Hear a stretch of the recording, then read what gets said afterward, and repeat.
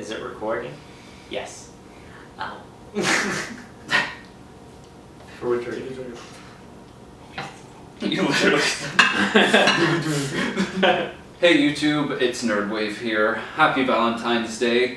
We just watched My Bloody Valentine, and it was the remake of the 1981 original film.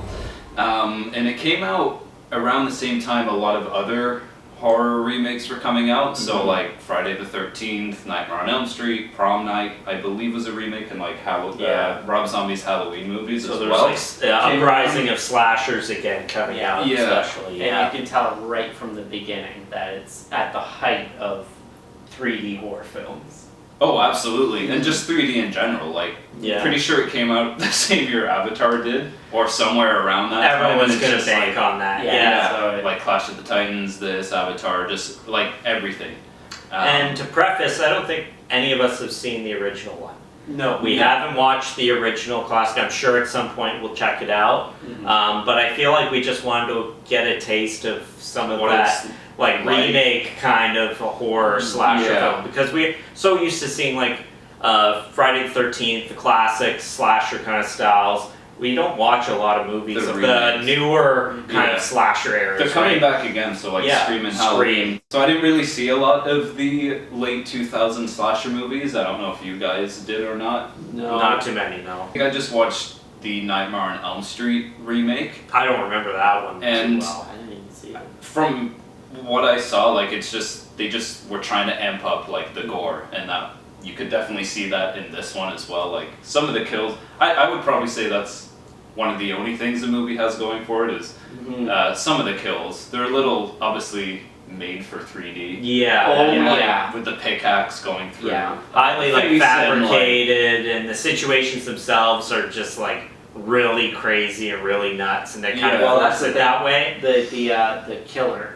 He has like his signature move is to like stand and then point the axe at you, the pickaxe. Really the director's like, yeah, that's good. And There's one thing we can all agree on is that like the plot and the characterization in this movie was just not that great. It was weak. It was really confusing. I was getting lost. If there was a word to describe it, it'd be like muddy. Like you had no real sense. Like you'd be watching one scene, then all of a sudden you realize that it's three scenes later, and you're like, I have no clue what the characters were talking about. I'm pretty sure at one point in the movie I turned to you guys and I was just like, I don't think I know what's actually going on. One thing that I loved about this movie, and I'm going to say loved, is just like people just appearing out of nowhere in a scene. Yeah. Like there's one part where they're in the hospital room talking, and a cop just comes out of nowhere behind the curtain. Well, it starts with, It's the main guy, like the main guy that we're following for the majority of the film. Yeah. And then a doctor or the older guy, and then the girlfriend or the wife of the cop comes in to frame, starts talking, no sense, just starts talking. It's just there. And then after a few sentences of dialogue, the cop just shows up behind a curtain and just starts talking. Yeah, we stood there the whole time. Yeah, it does not feel natural at all. Yeah. The sets feel like, this is a room where characters will stand and talk. It didn't really the scenes didn't feel like alive. I don't know, even the hospital, it was just like them four. Near the, I guess we could talk spoilers, I don't know, it's been out for like over 10 years.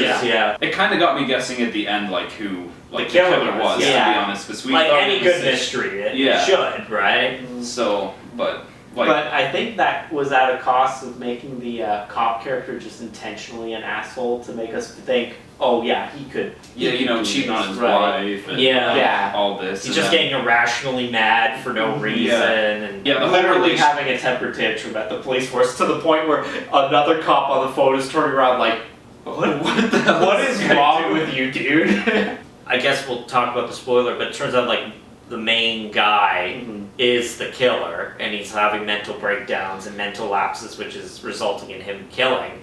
Yeah. But they kind of set that up, but then they kind of backed away from that to push the other way, and then they're like, oh, just kidding, he really is. But it didn't feel very It was right. like, it didn't feel right. It didn't feel right. You had the two options. Either it was going to be, three, I guess. They could have done. It could have been the cop, could have been the guy, or it could have been neither of them. You see how we're not saying any names because I don't know we don't know any of the characters' names. Tom. Tom is the main. Yeah, okay, Tom is the main. Like Jansen. He's not the cop, right?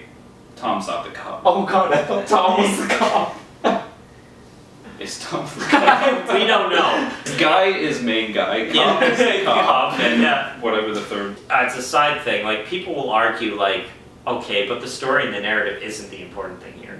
It's a slasher movie. How were the kills? Was the violence? Was it creative in that sense? I think we touched on it, that there was some really funny and creative kills in there. This movie has one of the best kills I've seen in a slasher movie.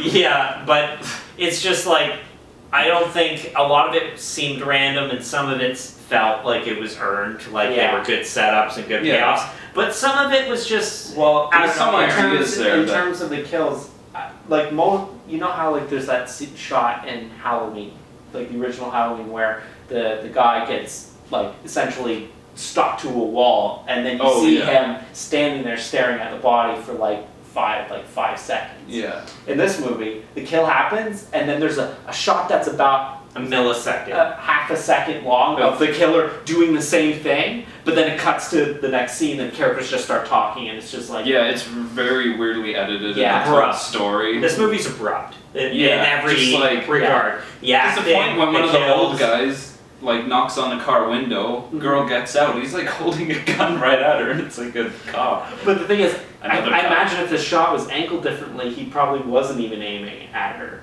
It's just the way the shot was. Everything was just he's like doing a hold up. Yeah. Yeah. I don't know, some slashers don't seem like original, it just depends on what you do with like the concept. I'd say the most original one we've seen recently is, I don't know if it's really a slasher, but Malignant.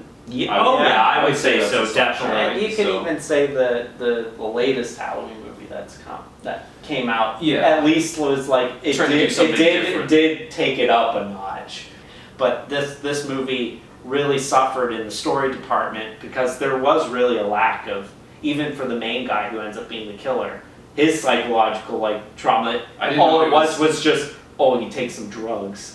And that's our indication as the audience. But it wasn't enough. Like, there was no clues leading to us to know that he was suffering mentally. No. Or anything like that.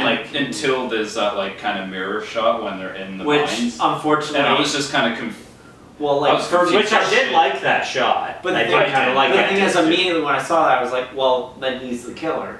And then until we see it fulfilled, it's just like, it just seemed kind of obvious. So here's the spectrum. Either you are just like, why was that even in there? That doesn't make any sense. Or you were like, that was not subtle at all. We can see it, right? Yeah. So that's why in the end, when it's not the cop, it's like kind of. But it's so disjointed that people in the audience is going to see that, then they're going to immediately forget that it was a thing. And then there was some dude on the phone, and you can like sense how far that guy away was. Because the killer just walks away. Your sense of space is warped in this movie. Weird. Just based off the editing and the way the cameras are set up and where the characters are positioned. 100%. As an audience, in our minds, we're like, okay, I have no sense of geography of where these characters are. That's another reason why this movie was very muddled, very confusing to watch. Yeah. There were mistakes made in terms of focus for the film, because we know there's 15 minutes of this film which could have been dedicated to actual storytelling and characters, but they were dedicated to like it was a raunchy sex scene which resulted in just a woman running around naked for about 15 minutes. Who goes to the motel like guest check-in just like completely butt-ass naked? Those characters that had no significance to the story at all. So they were fodder. Is the main guy like he checks into the motel, but as he's walking to his room, he hears sex in the other room, and then he keeps hearing the sex, and then all of a sudden the movie's like, I'm more interested in that. It's like as if the cameraman picked up his camera and was like, I'm more interested. But the thing is, but that's fine for slasher films because you know that these people are going to end up getting killed by the killer. But the thing is, there's an extra 10 minutes in between that initial introduction of these just nothing side characters, and then their eventual demise. And there's this 10 minutes where it's just like they're fighting with each other, they're having like squabble, and it's just like care. I don't care about any of this. Why is this happening? It has no significance to the plot whatsoever, and it's just too drawn out. It's not even that it makes one uncomfortable. It just makes you scratch your head like, why are we spending so much time here? But then it's within this scene that we get the best kill in the whole I know. So like, yay for that scene, but like not. It is the definition of like you can turn off your brain and just see just, like, kills happening.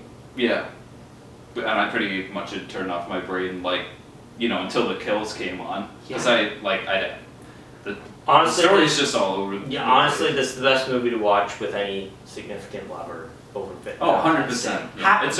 It's a romantic comedy. And even the theme of Valentine's Day is like nothing really. It's like a band-aid put over the it's plot just of the like movie. It's like mining and a killer miner. A killer miner and Valentine's Day, like. Yes. you know how that's it. It's like how peanut butter and jelly that works. They're two separate things, but they work. Valentine's Day and miners, I don't think they work. They just went nope. Yeah. I mean, I would say the design of the killer I actually kind of enjoyed. It's got that menacing angle to it. It's got kind mass. of bulky. Yeah. What's your favorite part of the design? I don't know. I've always kind of been like gas just masks. afraid of gas masks in the Doctor Who episodes. So I always thought the cover of the movie kind of freaked me out when I was more scared of gas masks. But I don't know. I always thought it was kind it's of a bit funny that he had that light on the whole time though. Right. It's He like can't perform his Michael skills correctly Myers without- or Jason Voorhees being like, have a little flashlight. But one thing I do think about is I think about how much fun it must have been to film it. To be a part of the project, definitely. 100%. From a filmmaking perspective, but from a viewing perspective, I guess if you go in knowing that you're in for just a kind of schlock movie, I think that's a violence, and I think that's what it's that's the for. thing. I feel like we should say like. We may be like discussing at length, like really picking it, like looking at like minor very details, in-depth analysis, but like we minor understand. details. That's good. That's good. Write that down. But that's just like we know this is like right from even the opening credits. You can tell from like the title font. It's like it is in your face. It's B movie. 100%. With just the music and like. Yeah. Honestly, you could go on YouTube for this movie in particular. I don't know about the original, but this one you can honestly go on YouTube and just look up the kills, and there it is. That's all you need to watch. You've watched the movie. Yeah, Because everything else is just like. Unless you're a fan of the lead actor who's from Supernatural and all that. I'm sure there's a lot of people who are fans of him, but although his range in terms of like switching between like I'm the killer personality. it's like his eyebrow going up. Like he's like like creepy face. It's just like what. He needs to get with his inner Jekyll and Hyde motif a little better, but anyways. Haven't seen Supernatural, I'm sure it's great. Honestly, don't get all the fans. I'm not sitting down for 13 freaking seasons. What is there, like 200 I couldn't tell you, episodes now? Overall, lots of gore, no story. Lots of sex. Yeah. Everything you can watch. If you're really looking for Valentine's something to watch on Valentine's Day that isn't a rom-com, This is pretty much. go for If it. you're looking Watch for something Shaun of the different. Dead. It's perfect. It's perfect. It's horror movie, great effects, good comedy, and it's romantic. Yeah, and actually characters you care about. Yeah. See, look at all these great movies you could be watching this Valentine's Day. Besides My Bloody Valentine. It was fun though, watching it. Right? Joker, Batman. I'm the Joker, baby. Anyways, we're jumping off the mine cart there and off the rails. Just an image of DK and Diddy going off the mine cart there. Well, I hope you guys enjoyed the video today. It might have been like nitpicking, but like we're just giving you honest thoughts. I'm starting to think we're on kind of the holiday calendar in terms of some like movie reviews and watches. So definitely look out for St. Patty's Day. And then Easter. Give a thumbs up. Some comments. We'd like to hear if there's any of your favorite horror movies or just movies in general that you like to watch on Valentine's Day with a significant other. Comment down below, or any other movies you want us to review. Might have seen it. Yeah. We can still give it a go. There's tons of movies we haven't seen yet. Yeah. We'd definitely love to share on the channel. We've been gone for a little bit, but Yeah, it was kind of hectic. The COVID end and all that too. Yeah, the start of So- this year was a little rough. We're back, baby. All right, take care, everyone. What did you guys do?